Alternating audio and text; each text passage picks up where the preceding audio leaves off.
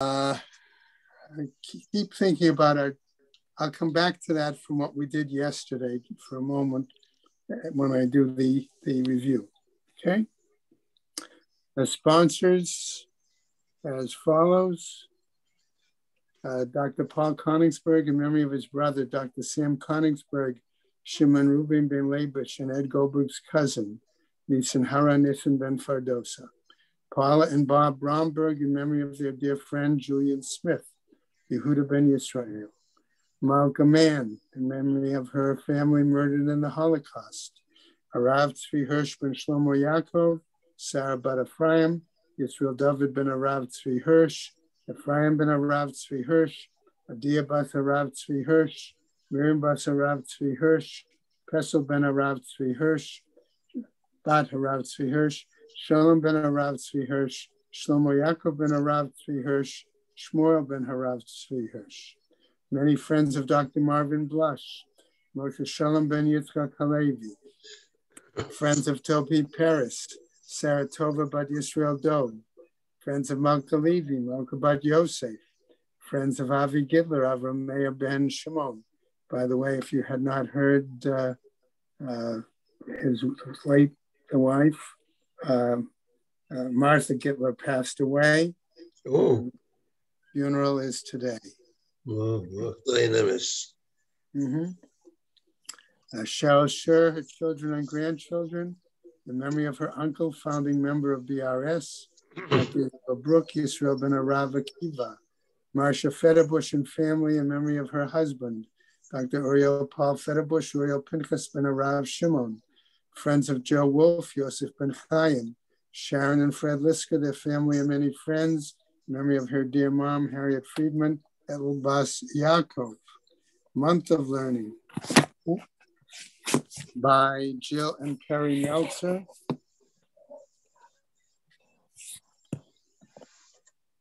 Okay. In memory of her father, Yaakov ben Yosef, by B. Pizer, in memory of her mother, Rezel bat Shammai, and her stepfather, Avram Michal ben Shmuel Halevi. Josh and Carol Sanborn, in memory of his mother, Chiena bat Aryeh Leib, and his father, Shmuel Aryeh ben Baruch. Mel and Haran Haller, in memory of his mother, Fega bat Yaakov. Andrea and David Dolmy, in memory of her mother, Edel Tzina bat Shimshon. Friends of Bella Silverstein, Bela bat Yaakov.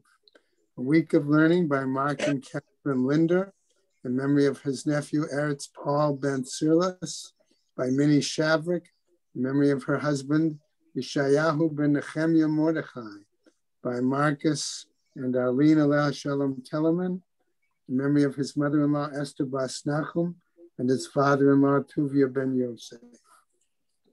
Today being the 5th of March, we have a day of learning by Phyllis and Jeff Solomon, in memory of his father, Menachem Mendel ben Meir. And just to include those for Shabbos as well, we have a day of learning plus Torah Fund by Shirley and Marvin Weinstein, in memory of her father, Akiva ben Zalman Meir, as well as by Betty and Howard Zavin, in memory of their friend Alan Farkas, Alta Yosef ben Pinchas, and by Jerry and Rochelle Ebner, in memory of his brother Avram ben Yitzchak Isaac. Shamas have an aliyah, Krank Rafia, Velti Yeshua Shema Taliyah, and L'chol B'nai Yisrael a good Geben Shtiach. Amen. Okay. Yesterday, remember, we came across that story of the rabbis each having different minhagim, and one of them said they followed the practice of the Rav, students of Rav, and they halakha said that wasn't the appropriate minhag, wasn't the appropriate case. Okay?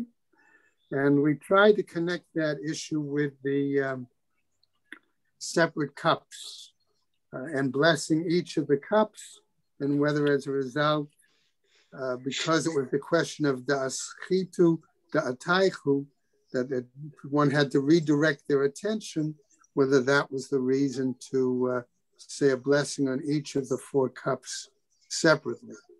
I just wanted to add to that clearly, because one cup is on Kiddush and one cup is on Birkat HaMazon, clearly we already saw that the Gemara said that at least had to be two separate occasions. And one couldn't use the same cup for that, and hence that's why it would also need separate blessings. That may also have impacted on the need for separate blessings on each cup. Okay? Makes sense, right? I wanted to add that idea as well. Okay. So we got to the point on Kaf Dalet Amud Aleph, towards the top of the Amud. We got about 5 lines down, 6 lines down, where we saw that the question of what blessing, how to phrase the blessing in the Havdalah blessing, especially when it's occasion from Shabbos to Yom Tov on Saturday night. Do you need to include some aspect of the Chatimah, the closing first, before you actually finish the bracha, or do you not? Or something instead, more like the beginning. Okay, that was where we left off. Right? And so we saw V'amar Rav Yehuda Amar Shmuel Hamavdil Tzrich Sheyumar Me'ein Chatimah Samuch L'Chatimato. That was one view. The other, Upampadita Amrei, the sages of Pampadita, Me'ein P'tichatan Samuch L'Chatimatan. It's something closer to the outset, the beginning part, where it gave all the various distinctions closer to the end. My Beinahu. And that's where we left off. What was the difference between them? Ika Beinahu Yom Tov, Shechal Liot Achar Shabbat. We're saying clearly the difference was the application of a yontif starting at the end of Shabbos, right? Motzei Shabbos. The Chatminin Bein Kodesh LaKodesh, that we say the blessing, okay, Bein Kodesh LaKodesh. Okay? So it's a very essential Chatima is different. Man Amar, says the Gemara, according to the view who says Me'ein Patichatan Samuch Lechatimatan, okay, that was Pampadai, right? That a aspect of its beginning has to be close to its ending, its closing. Lo ba'ila meimar ben kedushat Shabbat lekedushat Yom Tov hivdalta. Then you don't have to say the section that says between the sanctity of Shabbos and the sanctity of a holiday. We make a division. Uman da'amar me'ein chatimatan samuch lechatimatan. But according to Rav Yehuda in the name of Shmuel, who said the closing has to be similar to how we complete and finish the blessing. Ba'ila meimar, it's necessary to say, Bein kedushat Shabbat, kedushat Yom Tov hivdalta. It's not required to say that. Now, having continued with this discussion of what is involved in this special combination, we'll say, of Kiddush and Havdalah, or if we want to flip it and say Havdalah and Kiddush, either way, Gemara continues with this discussion and topic. Gufa, let's examine it specifically, says the Gemara. Amar Rabbi Elazar, Amar Rabbi Hoshaya. We saw this reference earlier to the previous Talmud. Hapochet lo yivchot mishalosh. One who limits the number of divisions, we said separations, should not do any less, not say any less than 3. Vahamosif lo yusif al sheva. And one who adds should not add any more than 7. Braita is brought now as a challenge. Meitive, Omer Havdalot b'motzei Shabbatot.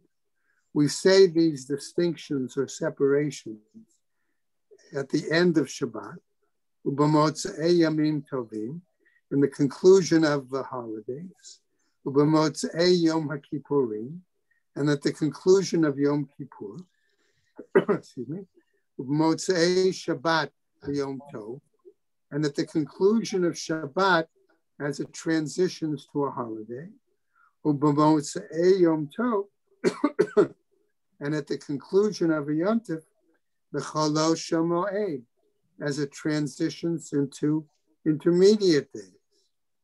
Aval lo motzei Yom Tov l'Shabbat, but not when we transition from a Yom Tov into Shabbat. And says the Breita further, Haragil Omer Harbe, one who is used to doing this can recite multiple distinctions. V'she'ino Ragil Omer Achat, and if one is not used to saying these things, he simply says one. Now the Gemara picks up and tells us, in regards to this Breita statement, Tana'aihi, there's a machloket Tanaim. The Amar Rabbi Yochanan, says Rabbi Yochanan, explaining, Banan shel Kedoshim, those sons of the pious or sacred one, Omer Achat, says one, V'nahagu ha'am lomar shalosh. However, the average people, the common folk, they used to say three. So the Gemara asks, Man mihu banan shel kadoshim? Who are we referring to when we say that sons of the Holy One or the Pious One? Rabbi Menachem bar Simai. We're referring to the fact that Rabbi Menachem bar Simai was considered a very pious person. Well, on what basis then? Va'amai karulei banan shel kadoshim.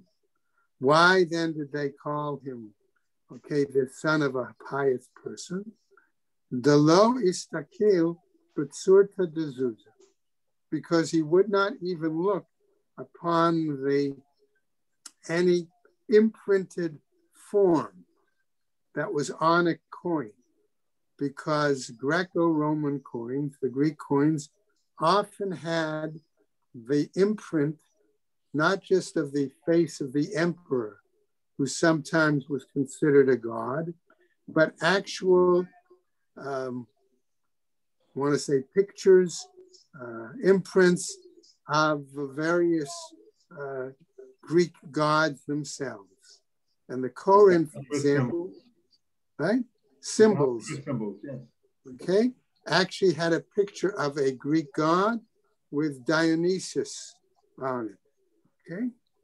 So therefore, that would be the example. Now, Shalach le Rab Shmuel bar Idi. Okay? Rab Shmuel bar Idi made a comment. Chananya achi omer achat. Velit hilchata kevate. Says, my brother Hananiah used to say only one distinction, but the law is not like him. Amar Rabbi Yoshua ben Levi. And so he's going to give a statement. Hamavdil, one who is reciting Havdalah, tzrich she'amer me'ein Havdalot ha'mo'orad b'Torah, should recite similar distinctions like those we find stated in the Torah. So do we have examples? Okay. Well, we might say between light and dark. Okay. Right. Maybe we would say between earth and seas. However, the Gemara now tells us, Meitive. We're going to challenge that statement with a Breita. Seder Havdalot He'ach. The order of these distinctions, what might they be? Omer, one might say, Hamavdil ben Kodesh L'chol, who separates from sacred to weekday or non-sacred. Bein or L'choshech, between light and dark. Certainly that's biblical. Bein Yisrael La'amin, between Jewish people and nations. Bein Yom HaShvi'i L'Sheshet Yemei HaMaaseh, between the seventh day and the 6 days of creation. Bein Tamei L'Tahor, between one who is impure and one who is pure. Bein Hayam L'Charavah, between the sea and the dry land. Bein mayim ha'elyonim l'mayim ha'tachtonim, between the upper waters and the lower waters. Bein kohanim l'leviim v'yisraelim, between Kohanim, Levites, and Israelites. V'chotem b'seder bereshit, and therefore finishes the blessing, says this writer, with thus according to the order of creation. V'acherim omrim, however others challenge and say, b'yotzeh bereshit, as was the order of creation. However, Rabbi Yossi b'Rebbe Yehuda omer, Chotei Mekadesh Yisrael. He claims instead we should finish the blessing with the phrase, who sanctifies the Jewish people. V'im ita, okay? And we can say, if that's the case, so to speak, ha bein hayam lecharava lo ktiva bei havdalah. Okay? If you're suggesting that it needed to be like the language of the Bright, we have a problem. Because what about the fact that regarding any difference between sea and dry land, the Torah doesn't say it. It does not spell out separation or distinction. So the Gemara answers, Sameh mikan ben hayam lecharava. Remove then from here the example of the distinction between the seas and the dry land. Gemara then continues and raises a question. Ihachi, if that's the case, ben yom hashvi'i l'sheshet yamayim ma'aseh, nami me'ein chetamahu. If that's the case, then what about the fact that when we say between the seventh day and the 6 days of the creation, isn't that also a kind of closing on the blessing? And so why do we have to say something else then? But Sar Chada, if you remove that one, Veleka Sheva, then we wouldn't have 7 that we said, right, that we needed no more than 7. Amre. And then we could say and raise the following issue. Kohanim Levi'im v'Yisraelim.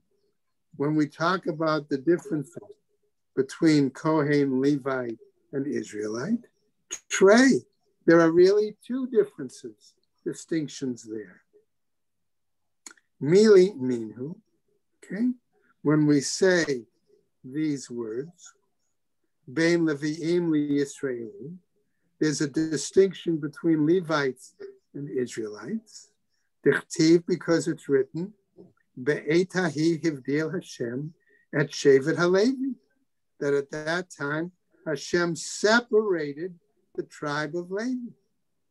Bein HaKohanim leLeviim, and between Kohanim and Leviim. We also have a distinction, clearly. Why? Dichtiv, because again, the Torah tells us, B'nei Amram, Aharon, uMoshe, v'yavdel Aharon lahakdisho, Kodesh Kadoshim. Again, that the children, the sons of Amram, right, of Aharon, who would be the Kohanim, okay, to separate them so that they could do the sacred service. So the Gemara then says, Mechatin, Ma'ichatin. If that's the case, how then do we conclude the blessing? Rav Amar Mekadesh Yisrael. Rav says we concluded with the phrase, who sanctifies Yisrael. Who Shmuel Amar, and Shmuel says, Hamavdil ben Kodesh l'chol, who makes the distinction between holy and unholy. Now, as a result of that machloket, we see there was a response. Li ate Allah Abai. Abai seemed to mock this. V'itema Rav Yosef, Ahadarav. And others say it was Rav Yosef who sort of mocked the suggested Khatimah of Rav. Now, what happens?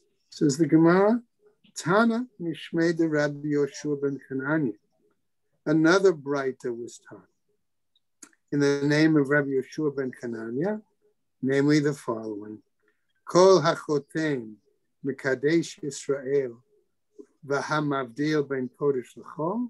Whoever combines the two possible chatimot, closings, okay, of Rav and Shmuel into a single item, marichim lo yamav ushnotav, that his length of days will be extended, and as well as his years.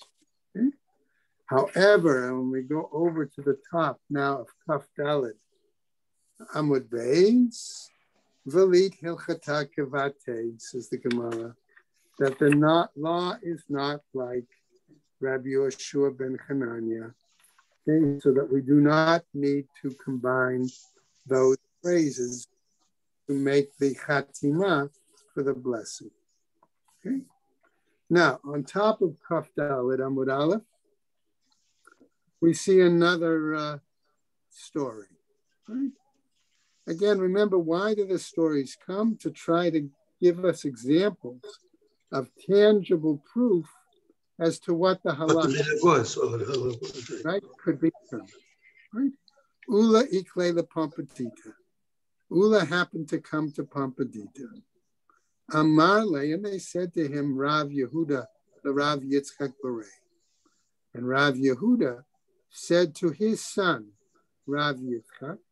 Now, by the way, Rav Yehuda, remember, was the head of the yeshiva in Pompadita at the time. Zil amtele kalkala de piri. Go and bring him a basket of fruit. V'chazi hechi avdi. And examine how he does Havdalah. In other words, apparently he would eat, say a bracha afterwards, and then go right into Havdalah. So they brought him the fruit, let's assume for the moment, for Shalosh Shudas. Okay, close to the end of Shabbos. And Rav Yehuda wanted to have his son find out for him. What happens? The Gemara tells us, Lo Azam, okay, namely that Rav Yitzchak did not go himself. Shadar Leila Abaye. Instead, he sent one of his students, who was Abaye. Ki ata Abaye. When Abaye comes back, Amarle, okay, Rav Yitzchak says to him, Hechi Amar, what did he say? Abaye responds, Amarle, Baruch Hamavdil ben Kodesh L'chol. Okay. Blessed be the one who separates, right, holiness from common. Now, in turn, Rav Yitzchak had to go back to his father, Rav Yehuda. Amar, Betulo.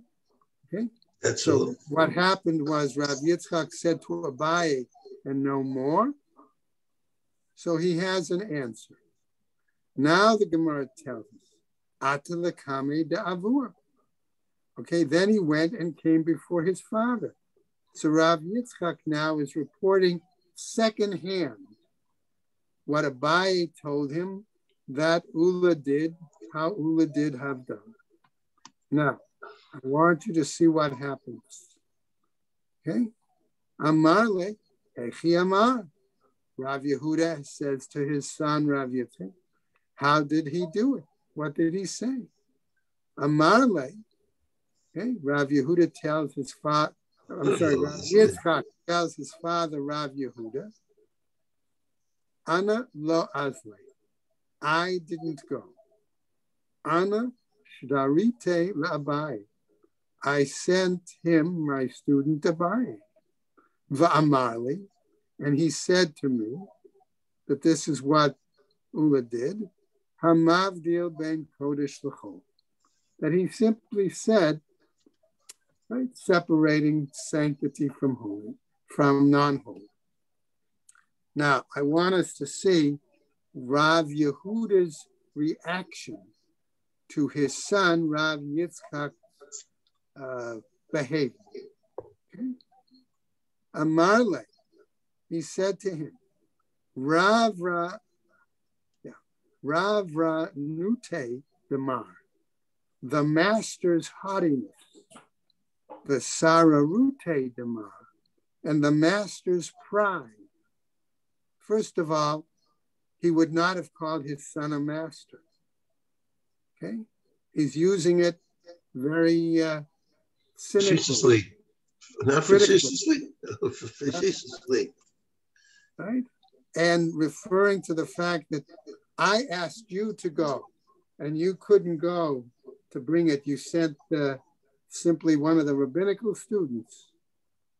That shows your haughtiness, your pride. Okay? Damar. Garmale Lamar. As a result, has caused that this, I'm going to use the word supposed master, the lo tema shema'ate mipume, that they will not recite this learning in his name. In other words, normally in the Beis Midrash, when somebody would share a halacha or an idea, they would get up and they would say, in the name of so-and-so, such and such. And so he's saying, because of your pride and haughtiness, you miss the opportunity to have a halacha stated in your name in the Beis Midrash. So it's a real put down, okay? Now, we're switching topics here, but not totally. Remember, we were dealing with the question of how to conclude what was the proper chatima for the blessing, okay, of that combined Havdalah and Kiddush when Shabbos ended and you started the holiday. So since we're dealing with varieties of blessings, the Gemara transitions to that issue and raises the following point. Meitive will cite a bright that seems to raise a question about what we've seen so far. Namely, the following, Braita, Kol habrachot, all blessings, kulam potech bebaruch, they all may begin with baruch, v'chotem bahen bebaruch, and they may conclude with baruch. Okay? So a blessing that starts with baruch and ends with baruch is known as a long blessing. Second, okay? But the Gemara continues, chutz, with the exception, mi birkat mitzvot, with those blessings that have to do with a mitzvah, u birkat haperot, or those blessings that have to do with certain fruits and foods. Okay?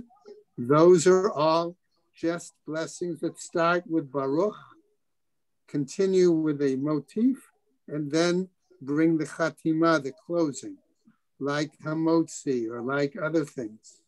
Those are considered short blessings. Ubracha hasmucha lechaverta. Or another exception, okay, to long blessings, other than short blessings that start only with baruch, is a bracha known as hasmucha lechaverta, a bracha that's associated or connected with what follows afterwards. And we see that example in many of the blessings inside the Amida. Okay? And a further exception, ubracha achrona shebekriyat shema, and the last blessing that follows after the Shema. Okay? Now, continuing, says the Gemara, and this is more of the Braita. Sheyesh mehem potech b'baruch ve'ein chotem b'baruch, because there are some that begin with baruch, but they don't close with baruch, like a blessing over certain foods or certain mitzvot. V'yesh mehen shechotem b'baruch ve'ein potech b'baruch, and there are some that conclude with baruch, but don't begin with baruch, like the example of bracha smucha lechaverta. And furthermore, vahatova vahametiv, that blessing also that's in the Birkat HaMazon, potech b'baruch ve'eno chotem b'baruch. It begins with Baruch, but it does not conclude with Baruch. Okay, so let's just go over a tiny bit. Kasha le'ula.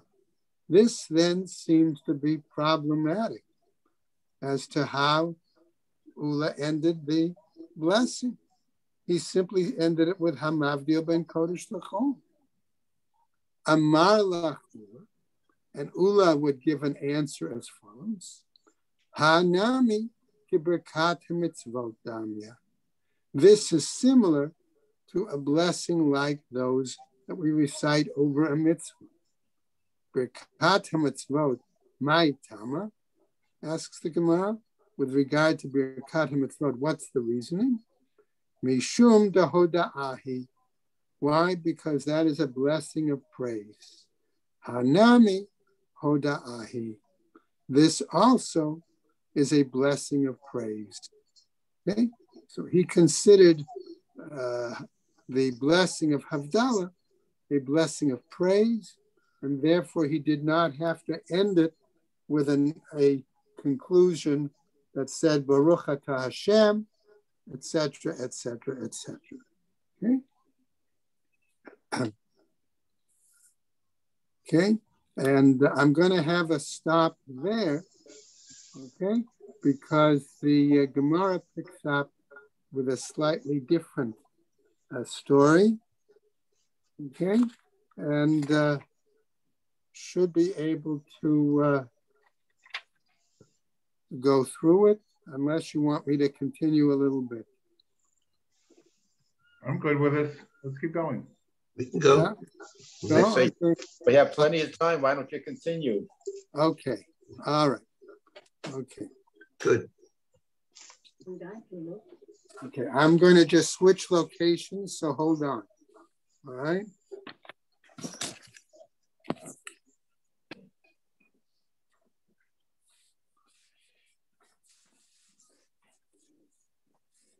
Where do you want me to go?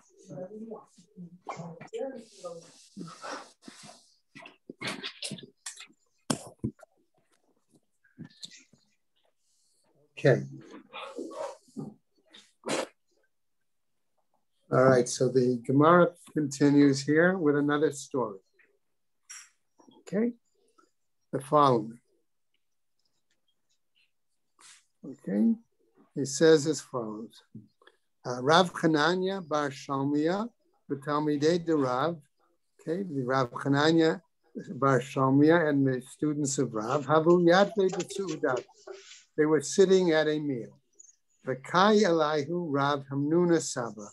And we said that the Rav Hamnuna Saba was standing for them, implying that he was acting as the waiter that day.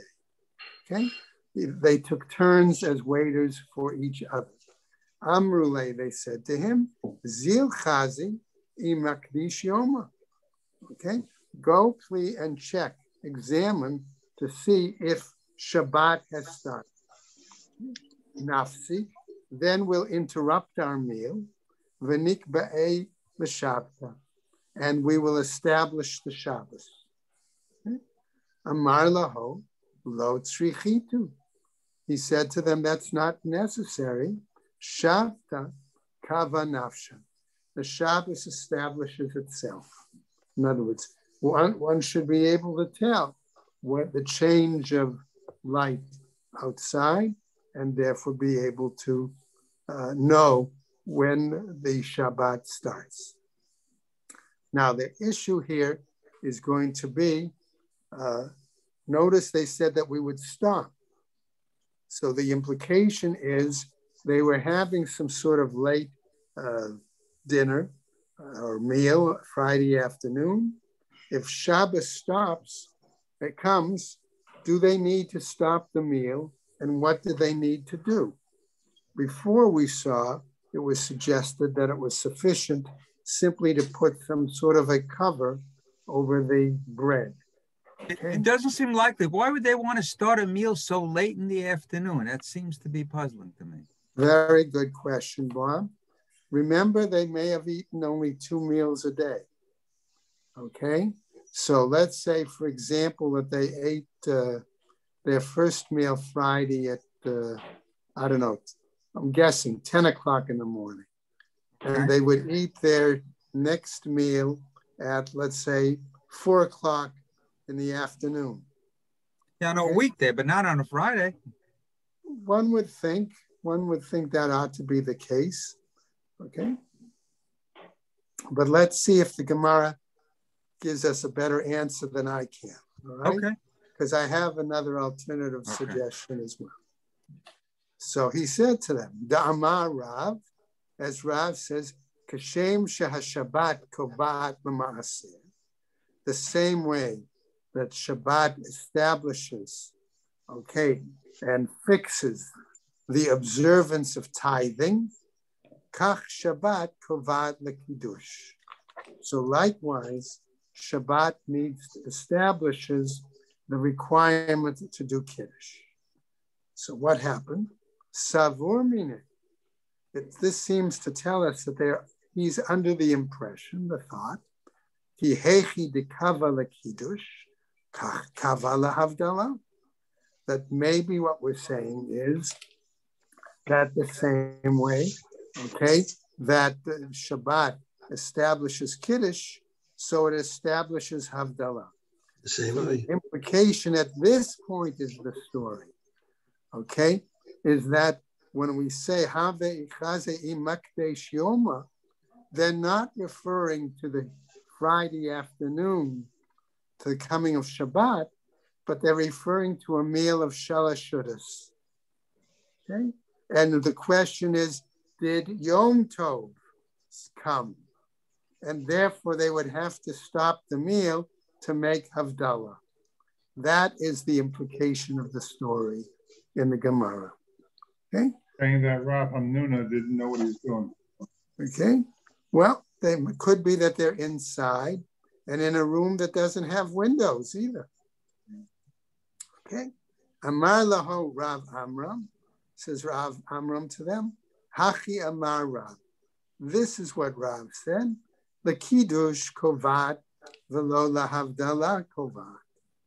Namely that a change in the sun, in other words, setting of the sun, the end of the day, yes, that might mean that we have to do something special to mark the distinction, to start Shabbat, like we saw previously in the Gemara, to have to put some sort of a covering on the bread at least, okay? But it doesn't mean that we have to do something, he said, according to Rav, to mark Havdalah. Vahani mili, and these words, L'inyan mifsi, regarding having to interrupt the meal. Delo mafsakina, that we don't interrupt it. Aval et chule, lo matchalinan, but to begin it brand new, we do not begin it. So the Gemara says, umafsik nami, and in regards to interrupting it also. Lo amran ele ba'achila. He said there, that only dealt with the situation that you have to interrupt the meal on, let's say, Erev Shabbos, okay, if one was eating for some reason, or even from Shabbos to Yom Tov, if one was actually having a meal. Aval b'shtia, lo. But in regards to drinking, that's not the case.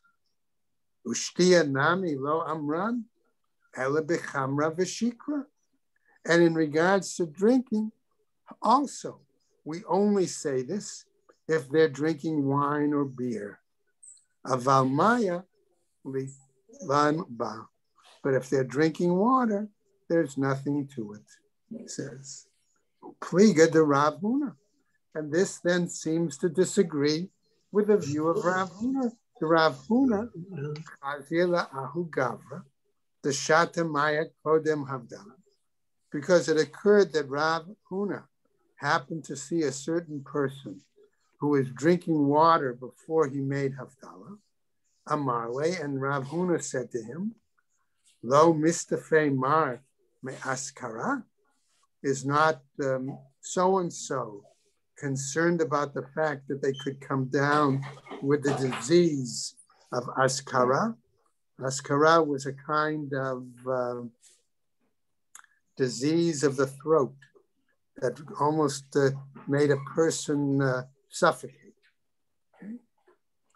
Tana, Mishmei de Rabbi Akiva, as was taught in the name of Rabbi Akiva, Kol hatoem klum kodem sheyavdil, anyone who tastes anything before they make Havdalah, mitato ba'askara, their death will be by means of askara, this illness. Now the Gemara tells us, Rabbanan debe Rav Ashi lo kapte amaya. But the rabbis of the school of Rav Ashi, they were not strict in regards to the drinking of water. Before Havdalah. Before Havdalah, exactly. Now, Gemara picks up and raises another question. Vayimine Ravina me Rav Nachman bar Yitzchak. So Ravina asks the following shaila of Rav Nachman bar Yitzchak. Mi shelo kidesh be'erev Shabbat. We now move into a new topic. What happens if on Friday night you didn't make Kiddush? You forgot, okay? Or you only had enough wine that you could make Kiddush one time, either Friday night or Shabbos day. What do you do? Okay? Mi shelo kidesh be'erev Shabbat. Mahu sheikadesh v'holech kol hayom kulo. Does it mean, let's say, that if he forgot, he could carry it over and then say it the next day, any part of the day? Amarle. So Rav Nachman responds, Mida Amre b'nei Rebbe Chia, since as it was said by the sons of Rebbe Chia, Mi shelo hivdel b'motzei Shabbat, one who doesn't make Havdalah at the conclusion of the Shabbat, Mavdil v'holech kol haShabbat kulo. Okay. Then he can continue to make Havdalah A week. Furthermore into the weekday. Hachanami, here too, says Rav Nachman, Mi shelo kidesh be'erev Shabbat. He's trying to draw a parallel, namely one who didn't make Kiddush Erev Shabbos, Kol Hayom Kulo, should be able to make Kiddush throughout the Shabbos day. However, the Gemara comes back and challenges Rav Nachman with the following braita. Eitive, Leilei Shabbat, Friday nights, Leilei Yom Tov, and the evening of a Yontef. Yesh Bahem Kedusha al Hakos. They have the recitation of Kedusha, of making Kiddush on a cup. V'yesh Bahen Hazkara B'Birkat Hamazon. And we also have a reference to them in the grace after meals. And remember, grace after meals was usually, traditionally, at least then, recited using a cup as well. Shabbat v'Yom Tov, ein bahem kedusha al hakos.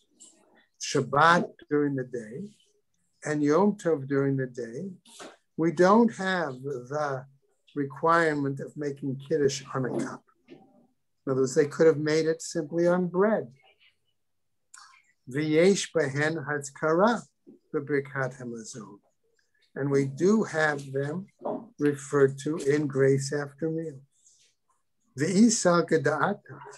And if you're thinking of the opinion, Mishalo kidesh be'erev Shabbat, mikadesh v'holech kol hayom kulo. And if you're thinking that, as Rav Nachman suggested, that one who does not make Kiddush Friday night can continue throughout the day. Shabbat v'Yom Tov, nami mishkachet laho, diyesh bahem kedusha al hakos. He argues, as the Breita, that on Shabbat and on Yom Tov, also we find that there is the possibility of making Kiddush on the cup. Okay? The ilo kidesh mi orta, because if one doesn't make Kiddush mi orta at night, mekadesh lemachar, that one can say Kiddush the next day. Now, Amarle, okay, and notice the phrase, if one didn't make Kiddush at night, one makes the day. Now, response. Amarle, he said to him, the word if was not taught. Eitive. Okay, and I'll give another answer. Namely, with a Breita, kevod yom or kevod laila. Honor do the day and honor do the night. Kevod yom kodeh. The honor do the day has preference. V'im ein lo ela kos echad. And if it's a situation where he only has one cup, omer alav, right? He says, what? Kiddush hayom. He says the prayer of the Kiddush of the day. Mepnei shekiddush hayom kodim lechvod hayom. Because Kiddush of the day, right? Takes for the night. Kiddush for the day takes precedence, right? Uchvod laila, and over the day. Ve'im ita lishivake, and if he has wine left over, right? Lishavke ad lemachar, let him leave it over.